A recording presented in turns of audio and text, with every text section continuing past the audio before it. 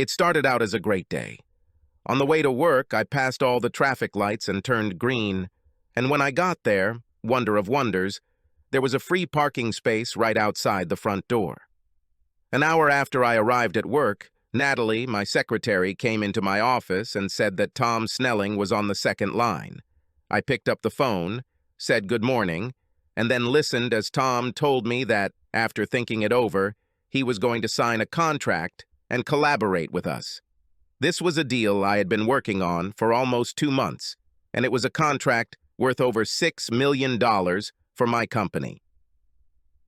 Tom said that the signed contract was faxed to me while we were talking. I thanked him profusely, and after he hung up, I went to the fax machine, and sure enough, the contract was there. I took the contract and went to Barry's office.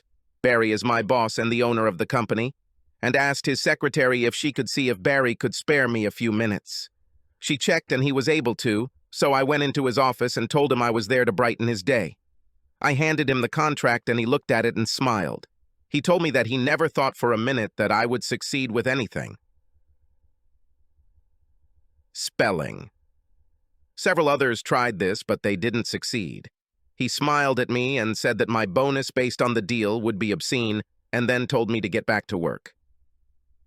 At 11, Stella, Barry's secretary, called me and said that Barry needed to meet me urgently. Entering his office, I headed for the chair, but he told me not to bother sitting down, since I don't intend to stay with him long enough to get comfortable.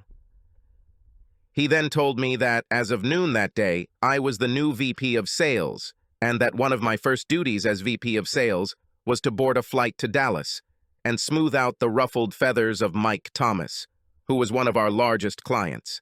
He told me that Stella had all the details and sent me on my way. As I was picking up my things from Stella, she asked me if I would like her to arrange a trip for me, and I thanked her for the offer, but said I could handle it myself. Back at my office, I tried to call my wife Terry to tell her the good news, but was told she was out of office, so I left a message that I would call back later. I headed home to pack my bag, and when I returned, I saw Terry's car parked in the driveway. Strange, I thought, as I drove up and parked behind her. As soon as I opened the door of the house, I realized what was happening. "Oh, God, yes, take me, do me good," echoed throughout the house. I walked to the bedroom door and saw my wife of 15 years making love to Randall Cunningham, who was her boss where she worked. They were so into it that they didn't even notice me standing in the doorway, and they made so much noise that they didn't hear the click of my cell phone when I took their picture. I quickly scanned the photos to make sure I had clear shots of the two, and then quietly left the house. It took me 25 minutes to get to Sampson & Sons, and when I got there, I asked if I could see Bart Simpson for a minute. We knew each other quite well, and he stood up to greet me and extended his hand to me as I entered his office. "It's good to see you, Rob, but if you came to ask Terry to lunch, you wasted your time because she's not here. I know exactly where she is, and I also know who she's with. I would like to show you something." And I showed him the photos from my phone. "When did you do this?" "About half an hour ago." "Where?" "In my house. They didn't even notice me when I was taking pictures. They are supposed to be having lunch with one of our clients."